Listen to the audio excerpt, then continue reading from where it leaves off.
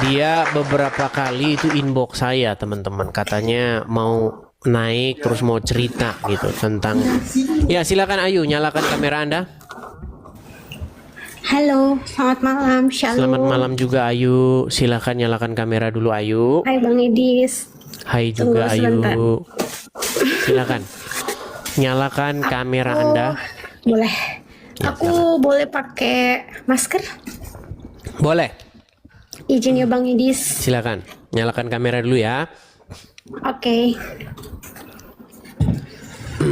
Kayaknya kita beberapa kali Halo. berbalas pesan ya. Iya, betul. Oke, apa itu pesannya? Coba diingatkan, siapa tahu saya lupa. Tapi kamera dinyalakan, ya. Pesannya mengenai apa itu, Ayu? Pesannya itu apa ya? Sebentar aku tarik nafas dulu. Aku mesti kaget. Grogi. Jangan grogi, tarik napas. Iya. Hembuskan. Tarik napas dalam-dalam. Hembuskan. Kayak saya kayak menuntun mau orang lahiran kayak gitu. Oh, oke lah, silakan yuk. Oke.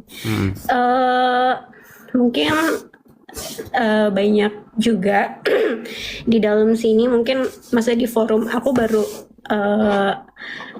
lihat Bang Idis tuh beberapa hari kemarin sih, beberapa minggu yang lalu lah, gitu kan.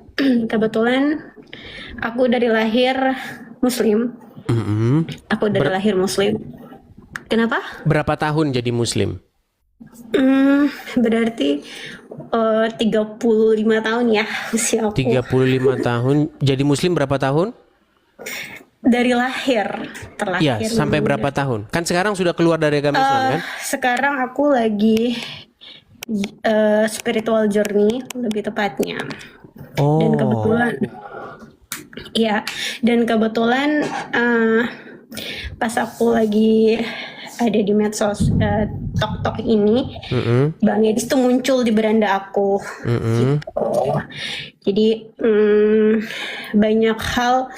7 bulan yang lalu lah, 7 bulan lalu aku ada di titik dimana aku ngerasa kayak semua orang di hidup aku itu berubah, terus judging lebih tepatnya, karena ada hal-hal yang mereka tuh kayak mengunderestimate akan sesuatu hal.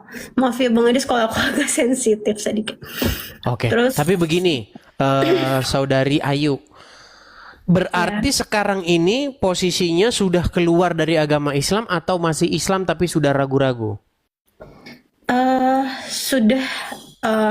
sudah keluar dari agama Islam. Sudah tidak percaya lagi dengan agama Islam. Lalu sekarang ini jadi skeptis begitu atau bagaimana? Agnostik? No, tapi aku ada di titik dimana kayak di hidup aku itu amazing ketika aku kenal Tuhan Yesus. Aku ngerasain yang namanya kasih. Jadi aku kayak dirangkul, walaupun mungkin aku kehilangan orang-orang yang mereka mungkin apa ya, kayak menjudging, tapi yang mengunderestimate akan sesuatu. Mereka tuh berasumsi kalau aku saat ini yang aku alamin saat ini tuh seolah-olah tuh kayak karena orang, padahal mereka nggak tahu apa yang aku laluin, mereka nggak tahu banyak hal yang aku dapat, yang ketika aku percaya dan aku meminta dalam namanya, hanya dalam berapa detik hal itu terjadi, dan itu benar-benar terjadi di hidup aku. Dan itu real Bang Adis, itu Baik. real beneran. Oke, begini, Ayu. Di sini itu kita tidak boleh asal-asal ngaku ya. Tapi Iya. pengakuan itu dibuktikan dengan yang namanya bukti-bukti, begitu. Pengakuan itu harus didukung dengan bukti-bukti. Coba begini. Kalau memang dulu benar-benar sudah pernah menjadi Muslim sampai bahkan 30 tahun dan bahkan baru saja keluar dari agama Islam ya, tentu ingat seperti doa-doa ketika sholat, bacaan-bacaan sholat atau surat-surat dalam Al-Quran. Coba kami mau dengar supaya kami yakin bahwa memang benar-benar dari Muslim. Silakan. Silakan ketika doa sholat, niatan sholat, coba misalnya tahiyat kah apa terserah. Karena memang kita kan sholat 5 waktu. Ya. Mungkin aku doa biasanya kita itu dalam meminta sesuatu itu kita biasanya berdoa sama Allah semoga segala sesuatu itu berjalan dengan lancar. Biasanya doa yang sering aku ucapkan saat itu adalah Bismillahirrahmanirrahim. Robbi sholli shodri wa yassirli amri wahlul 'uqdatam min lisani yafqahu qawli. Robbi firli wali walidayya warhamhuma kama rabbayani shaghira. Rabbana atina fid dunya hasanah wa fil akhirati hasanah wa qina azabannar. Amin amin amin ya rabbal Sah ini alamin. muslim. Sah muslim. Iya. Jadi gimana itu Saudari Ayu? Kok bisa akhirnya keluar dari agama Islam tuh jalan ceritanya gimana? Bolehlah berbagi kepada kita nih. Hmm, Sebenarnya aku tuh dari zaman kuliah tuh aku kuliah di salah satu universitas Katolik di Jakarta. Oke. Lingkungan aku pun sudah banyak non Muslim gitu, tapi aku dari SMP SMA itu aku boarding school. Kita bilang boarding school itu Muslim. Mm-mm. Nah, setelah itu yang tadi aku sampaikan, ketika aku ada di titik terendah saat 6 bulan lalu, tiba-tiba orang tuh yang biasanya baik sama aku, yang dia kalau ada apa-apa minta tolong sama aku, mereka tuh kayak nggak kenal gitu, kayak apa ya, pokoknya kayak gitu. Terus tiba-tiba kebetulan aku emang deket sama yang berbeda agama. Nah, Oke. kebetulan tapi dia tidak pernah memaksakan aku untuk ikut atau enggak, karena kan memang dia tahu emang aku di lingkungannya tuh lingkungan universal, maksudnya berteman dengan siapapun gitu kan. Nah, terus sampai akhirnya aku bilang sama dia, aku bertanya, ya mungkin kalau aku nonton Bang Edis juga pertanyaannya sama, kok kenapa di agama selain Muslim Nasrani itu kita biasa menyebutnya Nasrani, itu kok Tuhannya ada 3 sih gitu kan. Pasti kan pertanyaan kita, terus dia menjelaskan sama aku kenapa sebenarnya 3 itu, mohon kalau misalnya memang ada yang salah mohon dikoreksi ya Bang Edis. 3-nya itu adalah kan menyebut atas nama Bapa, Putra, dan Roh Kudus. Sama dia memberikan contoh aku tuh yang universal, yang aku mudah untuk dimengerti gitu sama aku. Dia bilang contohnya kita sebagai seorang anak, kenapa disebut Bapak? Kita sebagai seorang anak itu pasti kan kita akan menuruti bagaimana ayah kita. Makanya kenapa Tuhan Yesus kita menyebutkan dengan sebutan Bapak. Putra. Nah, kita sebagai putranya pun pasti kan kita juga menghormati dia. Begitu pula dengan Roh Kudus. Nah, kalau untuk Roh Kudus sendiri itu dia memberikan pengertian sama aku bahwa selama kita percaya, selama kita percaya akan ada dan hanya kepada Dia, pasti kita itu selalu didampingin sama Roh Kudus apapun itu gitu. Dan saat ini aku yakinin itu sih, walaupun kadang-kadang teman-teman tuh jadinya semua menjauh sama aku. Tapi buat Oke, aku, jadi akhirnya setelah meninggalkan agama Islam, akhirnya teman-teman yang selama ini kenal sama Muslim juga mereka ya, akhirnya menjauh, kemudian menganggap Anda ini nyeleneh, menganggap Anda ini atau menghakimi Anda seperti itu, seolah-olah Anda dianggap sebagai orang yang tidak berpikir begitu, padahal mereka tidak tahu apa yang terjadi. iya. Padahal justru Anda memikirkan hal-hal yang sangat mendalam pada hal seperti itu ya. Iya. Dan ketika pertama kali aku masuk ke salah satu gereja di daerah Jakarta Pusat tuh, di situ aku pertama masuk, entah kenapa setiap aku ke gereja itu pasti Bapak Pendeta itu menceritakan hal yang sedang aku alamin gitu loh Bang Aris. Jadi kayak kok bisa, sampai aku tanya kan, kok bisa ya, kenapa ya, terus hati aku bergetar, terus nggak tahu, jadi kayak ya itu kayak hati gitu. Dan aku eh entah kenapa gitu, dan kan memang diajarkan kan harus kasih orang ketika kita disakitin, kita harus memberkati orang yang menyakiti kita dan kita harus membalasnya dengan kebaikan gitu kan. Tetap kita harus apa ya, legowo lah. Tapi yang namanya manusia kan kadang hati nggak bisa ya. Semuanya pakai proses. Iya. Berarti prosesnya sudah berapa lama ini?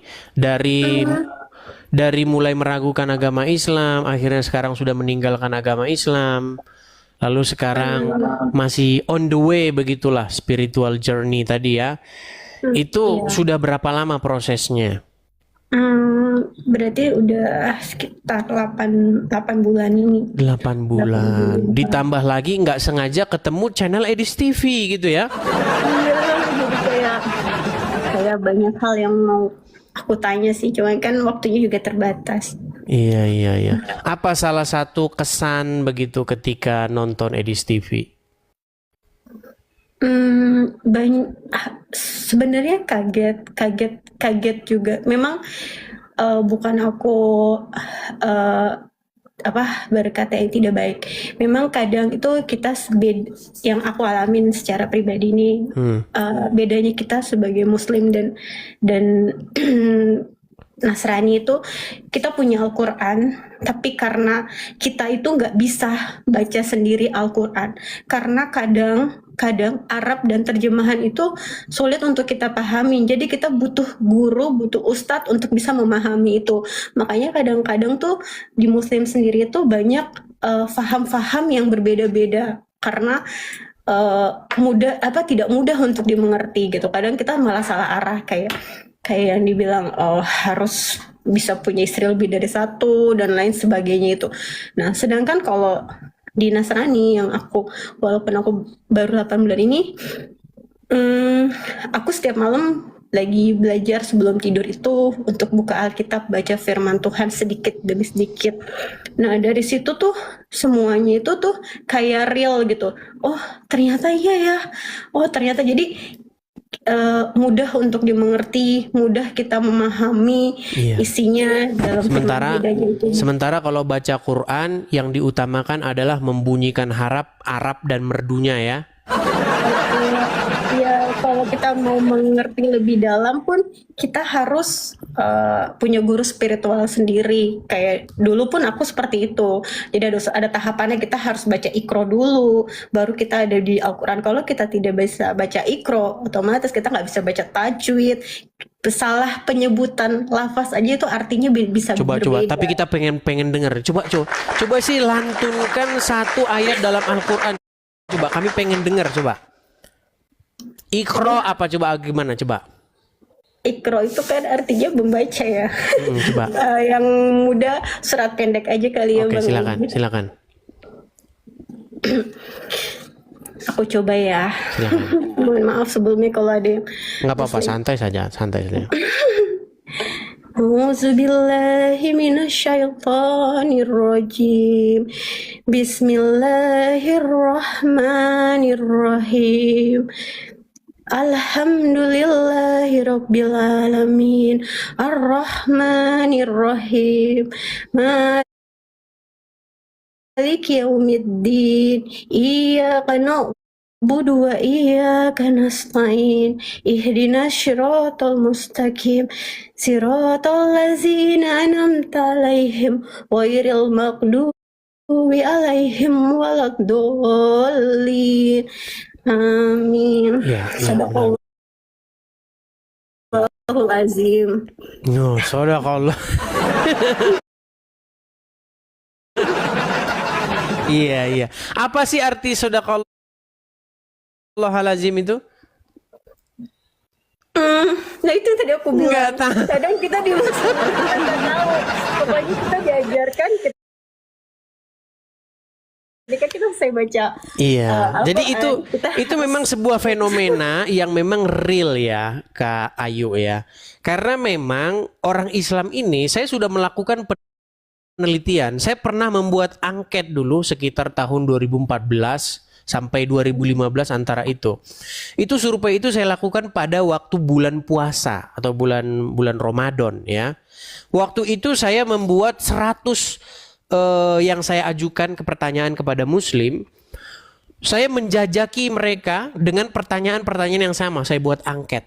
Jadi memang hasilnya kesimpulannya adalah 98% orang Islam ketika mereka berdoa atau ketika mereka mengucapkan lafaz-lafaz bahasa Arab itu, mereka tidak tahu apa yang mereka ucapkan. Miris. Begitu. Arti misalnya ihdina siratal mustaqim itu. Artinya apa? Saya tanya kepada muslim-muslim, 98% nggak tahu.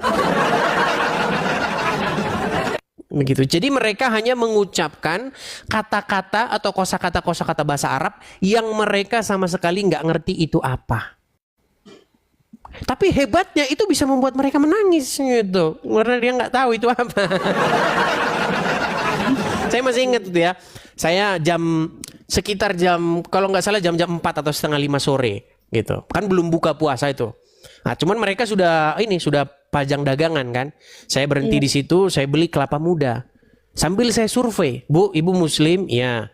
Ketika Ibu mengucapkan Al-Fatihah, ihdina siratal mustaqim, apakah Ibu tahu artinya?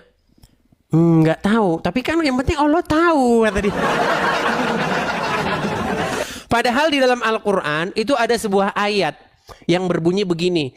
Janganlah kamu sholat sampai kamu mengerti apa yang kamu ucapkan. Janganlah kamu sholat dalam keadaan mabuk sehingga kamu tidak mengerti apa yang kamu ucapkan.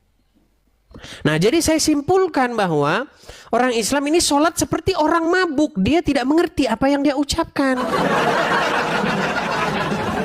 Ada ayatnya itu. Janganlah kamu mendekati sholat sampai kamu mengerti apa yang kamu ucapkan. Memang di latar belakangnya itu kan peristiwa mengenai para sahabat-sahabat yang habis menenggak miras. Begitu. Mereka mabuk begitu sambil sholat sehingga mereka ngelantur. Gitu. Kalau mereka dulu menenggak miras karena mereka tidak tahu apa yang mereka ucapkan, sekarang umat muslim tanpa menenggak miras tidak tahu apa yang mereka ucapkan. Tapi kalau dalam Kristen, Kak Ayu, di dalam agama Kristen berdoa itu menggunakan bahasa yang kita mengerti.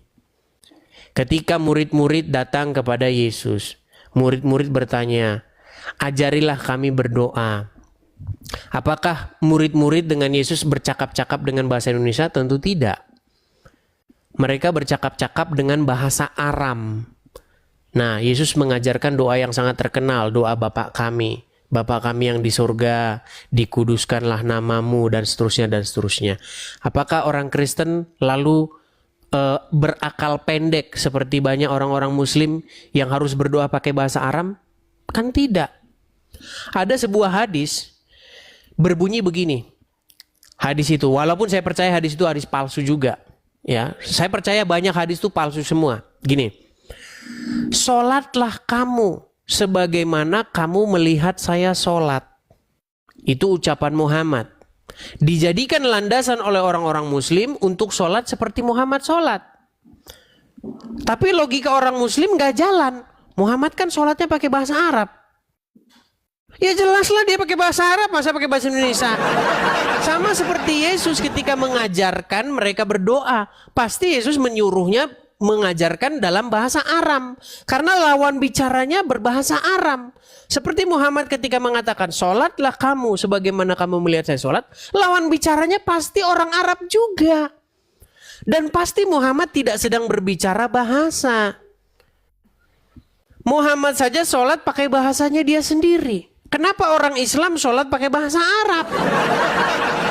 Kenapa nggak sekalian tinggal di Arab juga? Lalu yang jadi masalah juga, coba tentunya ini mungkin Kak Ayu juga masih ingat ini. Tahiyat. Assalamualaikum ayuhan nabiyyu. Ada nggak ngucap begitu? Iya, at-tahiyat. Coba at-tahiyat, coba. Coba at-tahiyatul apa? Coba ingat nggak? Aku coba ya. Ya silakan. At-tahiyatul mubarakatus salawatut thayyibatu lillah. Assalamualaikum ayyuhan nabiyyu warahmatullahi wabarakatuh. Oke. Assalamualaikum warahmatullahi wabarakatuh. Oke, tadi ada kata-kata assalamu alaika ya ayuhan nabiyyu, betul? Iya, betul. Apa itu arti assalamu alaika ya ayuhan nabiyyu? Kalau nggak salah ya, tapi aku takut salah.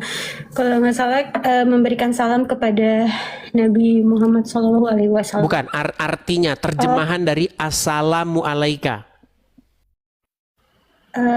Kurang tahu.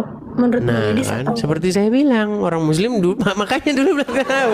Ya, gini, banyak orang Islam bahkan tidak tahu arti assalamualaikum. Makanya saya kalau ngelihat nonton film-film sidul anak sekolah, mereka ucapkan assalamualaikum sambil marah-marah. Assalamualaikum. Loh, arti assalamualaikum itu sangat baik loh. Arti assalamualaikum itu artinya damai sejahtera atas kamu, turun atas kamu. Itu artinya. Assalamualaikum, keselamatan datang atau turun atas kamu, kepada kamu. Nah, kalau kum itu jamak. Kamu tapi jamak. Artinya kalau bahasa Indonesia kalian. Kalau assalamualaikum berarti lawan bicara kita itu bukan satu, tapi banyak orang. Artinya keselamatan atas kamu-kamu sekalian. Tapi kalau assalamu alaika itu satu orang. Kamu tapi kamunya satu orang. Nah, jadi assalamu alaika ya ayuhan nabiyyu artinya keselamatan atas engkau wahai nabi. Jadi ketika orang muslim sholat mereka mengucapkan assalamu alaika ya ayuhan nabiyyu, keselamatan atas engkau wahai nabi. Bayangin, apakah Muhammad ketika dia sholat dia ngucapin kayak begitu? Coba kita pakai logika kita. Muhammad tadi mengatakan kan, sholatlah kamu sebagaimana kamu melihat saya sholat. Pertanyaannya, apakah Muhammad sholat mengucapkan assalamualaikum ya ayuhan nabiyyu? Pasti tidak. Bagaimana mungkin Muhammad mengucapkan kepada dirinya sendiri salam sejahtera kepada engkau wahai Muhammad? Muhammad yang mana? Coba bayangkan, apakah Muhammad juga mengucapkan Allahumma sholli ala Muhammad? Apakah Muhammad ngomong begitu? Ya Allah, limpahkanlah keselamatan atas Muhammad dan keluarganya. Gak mungkin. Bagaimana Muhammad ngomong gitu, menyalam dirinya sendiri? Jadi akhirnya memang setelah saya pelajari, setelah saya dalami agama Islam itu, memang saya kan pernah membuat satu tema. Sungguh-sungguh memperdalam agama Islam. Betul-betul mempelajarinya dengan seksama, maka tidak mungkin seseorang itu akan percaya terhadap agama Islam, gak mungkin. Makanya saya simpulkan, orang yang masih percaya agama Islam itu orang yang gak pernah belajar agama Islam. Seperti itu. Ya, artinya banyak hal lah ya yang perlu Ayu ketahui, belajar Bible seperti itu. Ya, itu tugas bapak-bapak kerja. Kalau tugas saya menyembuhkan orang dari mempertuhan Muhammad. Nah, tugasnya masing-masing. Tugas saya menyembuhkan orang dari seperti itu. Kalau dia sudah waras, sudah sembuh, silakan datang ke gereja terdekat. Seperti itu. Aku boleh tanya sedikit? Boleh, silakan. Ya, aku mau tanya, kan beberapa 2 minggu, 3 minggu inilah aku ngeliat Bang Edis. Temanya itu kan selalu mengatakan bahwa Muslim itu menuhankan Muhammad, karena kan aku nggak tahu yang sebelum-sebelumnya seperti apa. Nah, yang mau aku tanya adalah dasarnya Bang Edis membuat statement kalau Muslim itu menuhankan Muhammad. Mungkin yang teman-teman lain yang sudah pernah gabung sama Bang Edis sudah nonton lama sudah tahu. Tapi kalau aku kan baru, aku mau tahu aja sih. Boleh? Boleh. Jadi pertama-tama kita harus tahu definisi mempertuhan dulu. Banyak orang salah mengira mempertuhan itu artinya menganggap dia Tuhan pencipta alam. Bukan itu definisi mempertuhan. Tidak ada satupun definisi mempertuhan yang demikian itu. Definisi mempertuhan adalah menjadikan sesuatu itu sebagai sosok yang mengendalikan diri kita, menguasai diri kita, mengontrol diri kita, sehingga kita melakukan apapun yang dia mau. Saya kasih contoh. Dasarnya adalah surat At-Taubah ayat 31. Kemudian surat Al-Jathiyah ayat 23. Apa dikatakan dalam surat Al-Jathiyah nomor 23? Mereka menjadikan hawa nafsunya sebagai Tuhan. Apakah orang yang menjadikan hawa nafsu sebagai Tuhan melantik hawa nafsunya sebagai pencipta alam? Tidak. Menjadikan hawa nafsu sebagai Tuhan artinya menundukkan diri, membuat diri kita dikuasai, dikendalikan oleh sang hawa nafsu tersebut. Sehingga hidup seseorang tersebut menuruti atau dikendalikan oleh hawa nafsunya. Saya kasih contoh. Misalnya, ketika hawa nafsu menguasai seseorang, taruh misalnya nama orang tersebut Angelina Sondak. Angelina Sondak lagi. Misalnya, hawa nafsu itu menguasai Angelina Sondak. Hei, Angelina Sondak, korupsi, ambil uang itu. Enak itu uang itu, enak. Diturutinya. Dia ambil uang itu. Dia ambil untuk kebutuhan dia pribadi. Kemudian ketika hawa nafsu menguasai seseorang, hei, coba itu seseorang itu hilangkan bisnisnya, rusak bisnisnya. Ketika seseorang dikendalikan oleh hawa nafsu, dikontrol oleh hawa nafsu, dikuasai oleh hawa nafsu, menurut Al-Quran, ini bukan menurut saya, menurut Al-Quran, orang tersebut telah menjadikan hawa nafsu itu sebagai Tuhannya. Nah, di dalam surat At-Taubah ayat 31 juga begitu. Mereka menjadikan alim ulama dan rahib-rahib sebagai Tuhan. Ada juga. Nah, menurut penjelasan Muhammad, bagaimana cara mereka menuhankan alim ulamanya? Mereka lebih mentaati, lebih patuh, lebih dikuasai oleh oleh ulama itu ketimbang kepada Allah. Contoh, Allah bilang, hei kaum muslimin, darah itu halal, jangan dikonsumsi. Lalu para ulama bilang, hei kaum muslimin, darah itu boleh dikonsumsi. Ketika Allah bilang darah itu haram, jangan dikonsumsi. Dan ketika ulama bilang darah itu boleh dikonsumsi. Ketika orang lebih taat, lebih patuh kepada ulama, menurut Muhammad dalam penjelasan ayat itu, mereka telah mempertuhan alim ulama tersebut.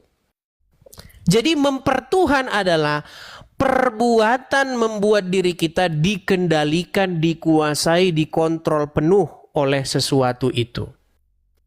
Makanya ada orang mempertuhan setan, menjadikan setan sebagai Tuhannya.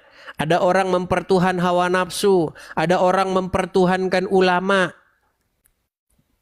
Dengan cara mereka menyerahkan kepatuhan, ketundukan kepada setan. Dengan cara mereka menyerahkan ketundukan dan kepatuhan kepada hawa nafsu. Itu yang dimaksud mempertuhankan. Baik di dalam Al-Quran maupun di dalam Bible. Nah, sebagai orang Kristen, wajibkah kita mempertuhan Yesus? Iya. Mempertuhan Yesus itu artinya membuat Yesus sebagai sesosok atau seorang yang mengendalikan kita. Sebagai satu entitas yang menguasai atau memerintah di hati kita. Makanya maksud menjadikan Yesus sebagai Tuhan itu artinya supaya Yesus itu berkuasa, bertahta di hati seseorang. Ketika Yesus berkuasa, bertahta di hati seseorang, dia akan melakukan kemauan Yesus. Ya, Yesus memerintahkan, jangan begini, jangan mencuri, jangan begitu, jangan begitu. Nah, ketika itu kita taati, artinya kita menjadikan Yesus itu sebagai Tuhan di dalam hidup kita. Nah, Muslim itu menjadikan Muhammad sebagai Tuhannya. Kalau Muhammad tidak dijadikan Tuhan, mana mungkin umat Muslim mau minum-minumin kencing onta? Yang membuat Muslim mau minum kencing onta itu adalah karena Muhammad bertahta, menguasai diri dia. Ada Muhammad memerintah di hati dia. Seandainya di hati ini ada tahta, Muhammad tuh lagi duduk. Dia megang tongkat kekuasaan. Hei kaum muslimin, pergi ke Arab sana, ciumin batu, berangkat muslim. Dan itu ada perintahnya di dalam Al-Quran. Barang siapa yang taat kepada Rasul, maksudnya Muhammad, sesungguhnya dia telah taat kepada Allah. Barang siapa, Muhammad berkata dalam hadis, siapa yang taat kepadaku, sesungguhnya dia telah taat kepada Allah. Dan itu diakui oleh orang-orang muslim. Para pendebat, lawan-lawan saya diskusi, bahkan Yusuf PI itu mengakui Muhammad itu dijadikan Rob oleh umat muslim, dijadikan Tuhan. Makanya saya bilang umat Islam itu menjadikan Muhammad sebagai Tuhannya. Bukan berarti saya katakan umat muslim menjadikan Muhammad sebagai sang pencipta, tidak. Itu orang yang salah paham. Gitu. Saya kasih contoh nih, pendebat-pendebat muslim yang sudah mengaku itu. Perhatikan. Selanjutnya, dia menantang saya untuk mengatakan kepada seluruh umat muslim bahwa Nabi Muhammad adalah Rob.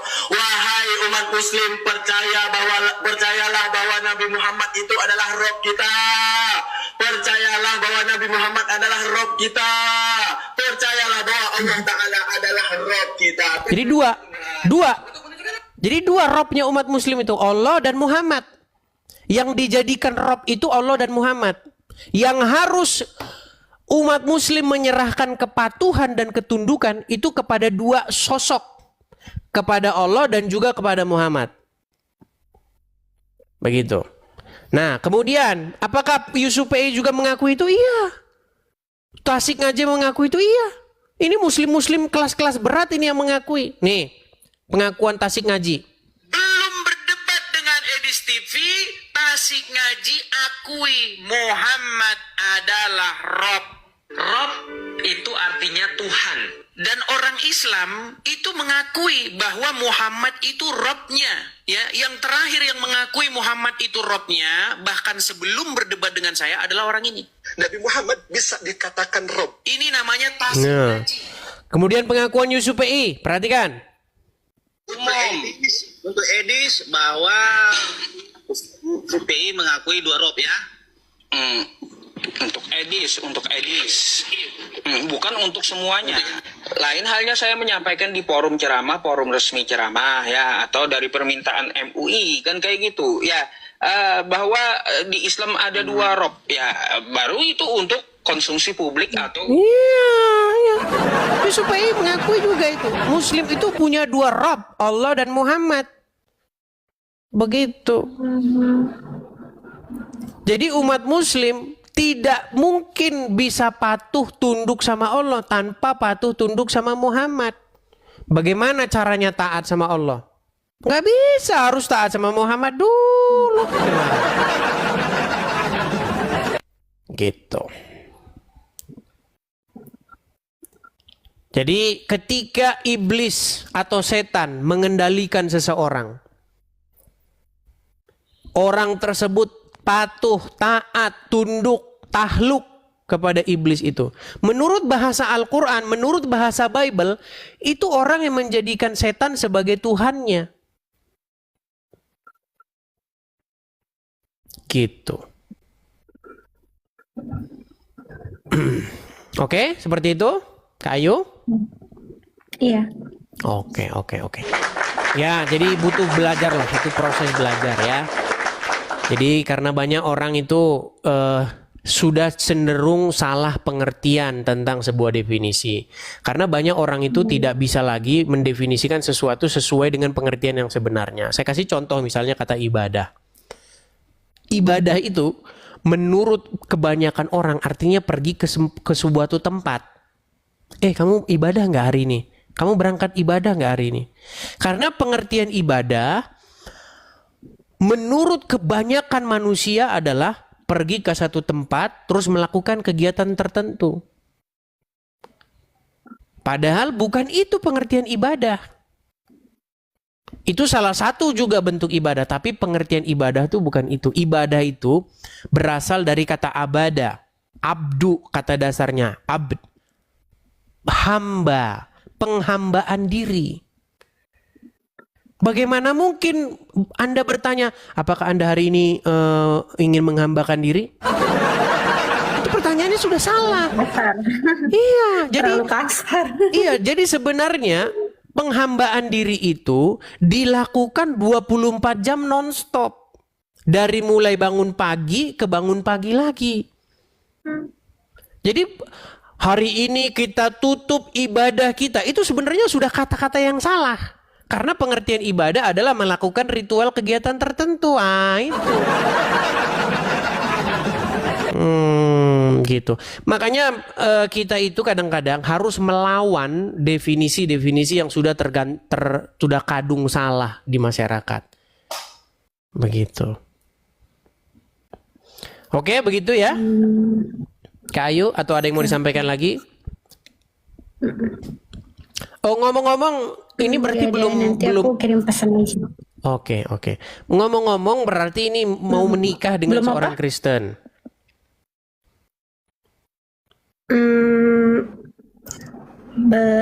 Belum tahu. Belum tahu. Baiklah, mungkin dia tidak mau menjawab itu. Nggak apa-apa lah, itu pertanyaan yang pribadi mungkin. Oke lah, nggak apa-apa ya. Semoga semakin kedepannya nanti semakin Ayu mendapat pencerahan seperti itu. Banyak belajar. Oke, hanya begitu. Terima kasih. Sama-sama Kak Ayu. Ya. Saya turunkan Kak Ayu ya. Oke, dadah. Saya turunkan ya. Salam.